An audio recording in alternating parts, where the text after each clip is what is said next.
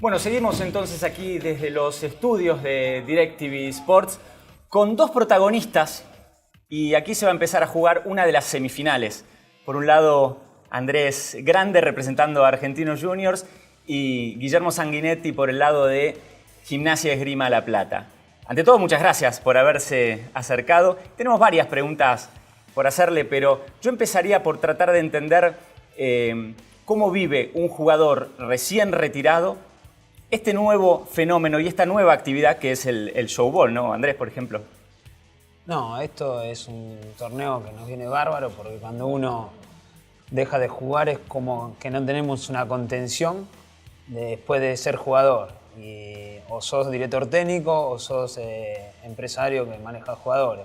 Y esto de volver a jugar, a sentirse jugador es muy bueno. En tu caso, ¿hace cuánto te retiraste? Y 3 años y medio, no me recuerdo bien, pero no hace mucho. ¿Y qué cambia físicamente en la preparación, en la vida cotidiana, a la hora después de jugar un partido que más allá de que es en una cancha de dimensiones reducidas, requiere, ¿no?, de cierto esfuerzo y de cierta preparación?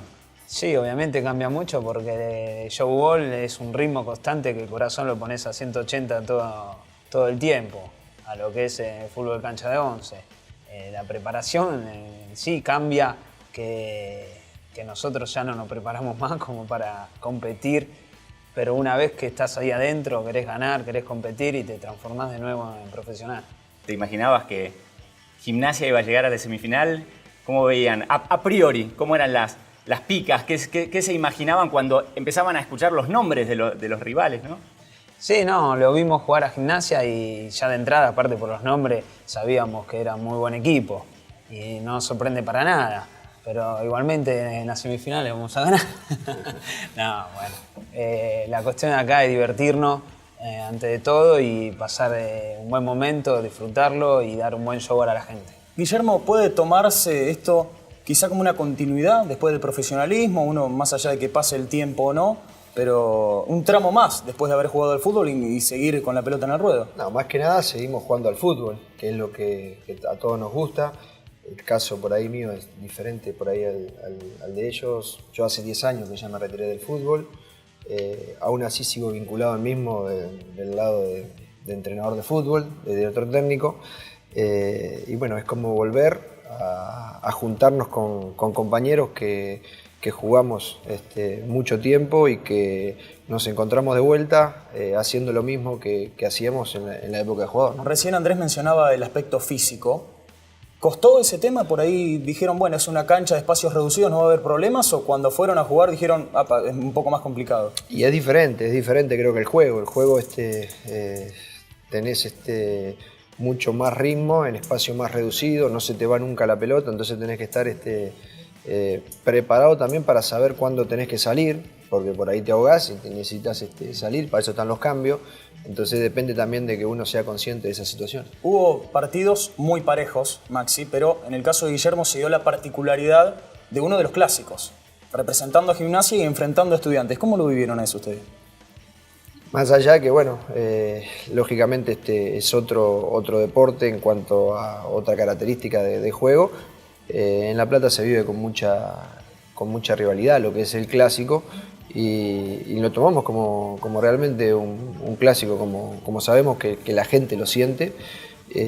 Bueno, nos tocó ganar por suerte y más que nada creo que fue un lindo partido, un lindo espectáculo. Y en Gimnasia se dio otra particularidad que a nosotros nos llamó la atención, que formó parte del primer equipo Pedro Troglio, actual técnico del equipo de primera. ¿Cómo logra él convivir con sus dos actividades? ¿Cuál es el grado de importancia que le da a los partidos? Y una duda que yo tenía a priori, ¿se preparan en la semana físicamente, entrenan o diagraman ciertas estrategias de juego, charlan entre ustedes? Nosotros nos fuimos haciendo un poquito el tema de cómo jugar en showball a medida que fue pasando el campeonato, pero nosotros nos juntamos siempre los martes a jugar un rato. En esos partidos también está Pedro, todos exjugadores. Nos juntamos para después comer un asado, o sea que hace un tiempo que lo venimos haciendo, pero no para jugar showball, sino que para jugar un fútbol informal. Yo noté, Juan, vos que sos más exacto con las estadísticas, que el promedio de edad de Argentinos Juniors es más bajo, por ejemplo, que el de Gimnasia Lo y Esgrima La levantamos entre Plata. Pedro y yo, lo levantamos. Y a eso voy. ¿Influye después en el campo de juego o la experiencia de algunos jugadores compensa después en los partidos? No, no influye porque vos lo ves, están bien físicamente, Pedro también, aparte de la experiencia, es lo más importante. Uno que jugó a los niveles que jugó como el Topo, como jugó también Pedro, adentro de la cancha se siente siempre, pesa muchísimo. Yo un poco también pregunto esto porque ustedes saben que el showball también está cumpliendo una función social, ¿no? El hecho de que jugadores recién retirados, jugadores consagrados con cierta trayectoria, que estén participando de este evento y que se lo brinden a los chicos que se acercan a los partidos es algo que va más allá de un partido de fútbol o de algo meramente deportivo, y eso resulta importante. Y lo que uno intuye es que en el futuro también los chicos empiecen a practicar este tipo de fútbol, ¿no? En estos espacios reducidos, y que ustedes van a quedar como los primeros, ¿no? A través de este primer torneo argentino. Sí, somos los pioneros, digamos. Pero sería bueno, esa es la idea que la gente se enganche con showball y comience a practicarlo. Y la idea nuestra de ya, como dijiste vos, con la clínica todo, es transmitir nuestras experiencias a la gente. Exactamente. Vamos a empezar a generar cierta pica. ¿Qué se imaginan para el partido? Para la primera semifinal, ¿cómo ven a los rivales, Guillermo? Y en la previa nosotros sabemos que Argentinos Juniors es un equipo, antes de haber llegado a esta semifinal, que por características de jugadores tienen muy buen trato de pelota porque su escuela de fútbol ha sido esa. Han salido mucho justamente de lo que es el fútbol sala, en sus inicios la gran mayoría de los jugadores. Así que nos vamos a encontrar con un equipo que juega bien y nosotros vamos a tratar de cortar todos esos circuitos para tratar de doblegarlos. La mayoría de ustedes se conocen de hace mucho tiempo. ¿Hay apuestas? No apuesta, pero lógicamente tenemos conocimientos, algunos de haber jugado en contra, otros caso mío, algunos lo he tenido, lo he dirigido. Entonces, el caso de Pontiroli, que está en el arco contrario, ya sabemos dónde patearle, ya tenemos algunas estrategias. Aquí, Maxi, aparece también el hecho de encontrar dos equipos que por ahí plantearon los partidos en forma diferente. Gimnasia por ahí apostando mucho a la marca, un equipo aguerrido, de hecho Pedro lo manifestó en uno de sus testimonios diciendo nosotros lo que no podemos hacer de lo futbolístico lo vamos a entregar siempre desde el corazón. Y por ahí Argentinos Juniors que se presta a manejar un poco más la pelota, pero que así todo, por ejemplo, se ha encontrado con aquel partido frente a Vélez, donde el equipo de Vélez se paró bien y por más que manejaron la pelota no pudieron.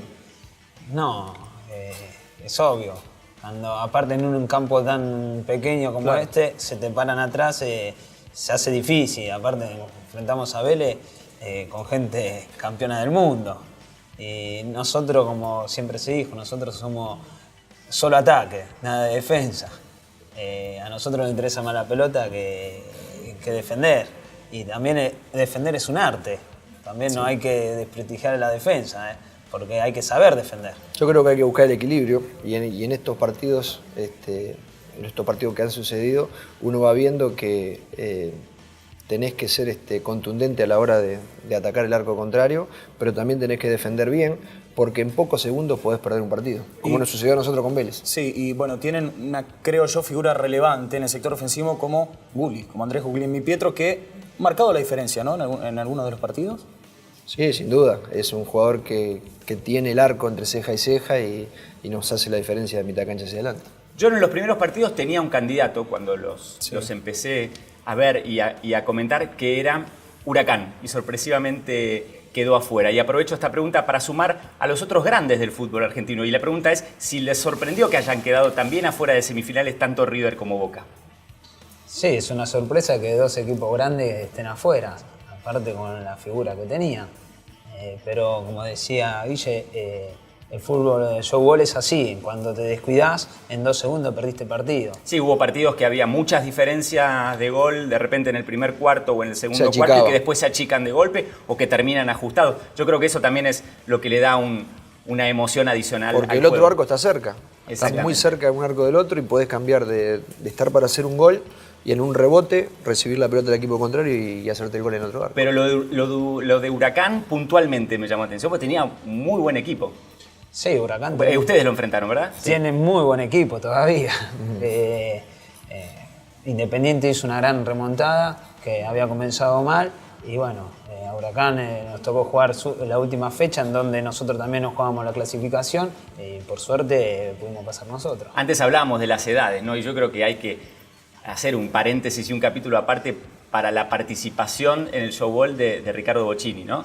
Que a su edad vino a todos los partidos y realmente con 2 o 3 toquecitos o pinceladas dejaba de manifiesto, ¿no? Lo que es, por ejemplo, antes yo decía, el talento y la vigencia obviamente en los jugadores profesionales va a seguir intacta por siempre. Segurísimo. Por el lado de Gimnasia, Guillermo, decías que por ahí se encuentra solamente el martes a jugar al fútbol.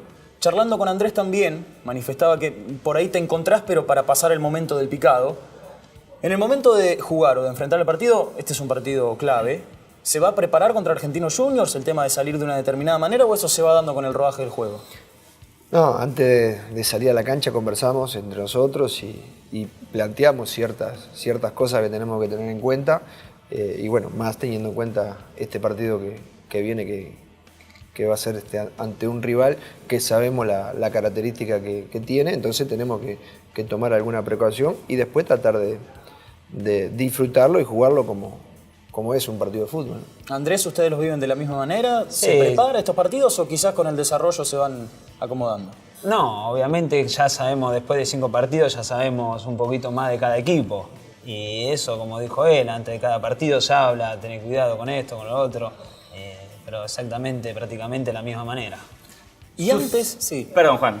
No, antes de comenzar el campeonato, ¿creyeron que se iba a vivir como se está viviendo ahora o dijeron, bueno, es un lindo torneo para jugar un ratito y nada más? ¿Se fueron compenetrando después? No, yo creo que a medida que fue transcurriendo, claro, ya cuando arrancó el primer partido con la gente que había en cancha y todas esas cosas, vos le vas tomando un poco más el gustito al torneo y le vas dando la importancia. Nosotros estuvimos en el segundo partido del Clásico con Estudiantes y eso en La Plata generó también que se hiciera público, que hubieran notas, que hubieran un clima de clásico como pasa en La Plata. Entonces ya le vas agarrando un poco más de calor a lo que es los partidos, ¿no? La verdad que nos sorprendimos gratamente a partir de los llenos, ¿no? del estadio, ver tanta gente que se acercaba a ver los partidos y que los hayan disfrutado de semejante manera. Obviamente todo nos hace pensar que las semifinales y las finales el polideportivo va a estallar. Como para terminar, ¿cómo viven vuestras familias? ¿Cómo viven las previas? ¿Como cuando eran profesionales? ¿Van a ver los partidos o no le dan mucha importancia? Sí, se empezó a vivir, empezó de menos a más, como el torneo. Al principio era un torneo y después ahora ahí como salieron, como están, clasificaron, no clasificaron, cuándo juegan y ahora ya se preparan para venir a ver las semifinales.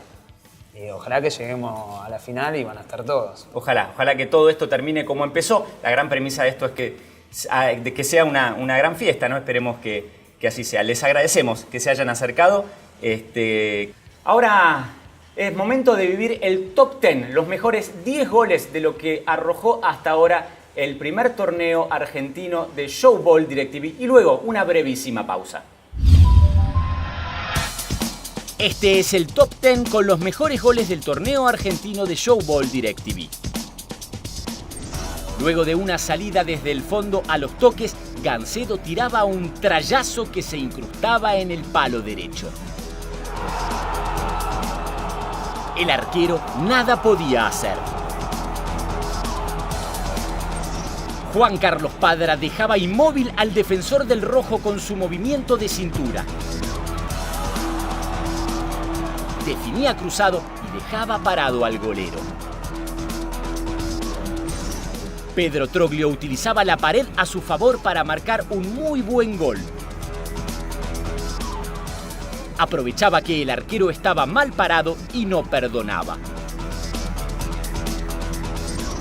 Sanguinetti sacaba ventaja de la mala salida del portero y definía de forma exquisita. El defensor de Racing nada podía hacer ante la fantástica conversión. Mauro Amato recibía la descarga, pasaba a uno y remataba seco al ángulo. El guardavalla solo podía ser testigo del gran tanto que servía para el triunfo. El quinto mejor gol le pertenece a Matute Morales, que a la carrera le pegaba por arriba del arquero. El tiro cruzado abría el marcador y desataba el festejo del público. Clasón recibía en la esquina, hacía jueguitos y se la entregaba servida a Esteche. El jugador remataba al primer palo ante la mirada de Pontiroli. Rodríguez encabezaba solo el contraataque y utilizaba hábilmente la pared para marcar.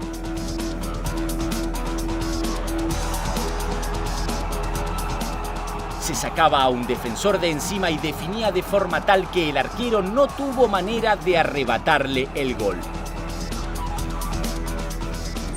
En la segunda mejor anotación, otra vez Matute Morales marcaba un verdadero golazo. Recibía, eludía a un jugador y de zurda la clavaba en el ángulo. Inútiles resultaban los esfuerzos de Hernando. Llegamos así al puesto número 1. Daniel López Maradona arrancaba desde el fondo y luego de un pase exacto definía por arriba del arquero de manera brillante. Los defensores nada podían hacer. Evidentemente, el talento está en los genes.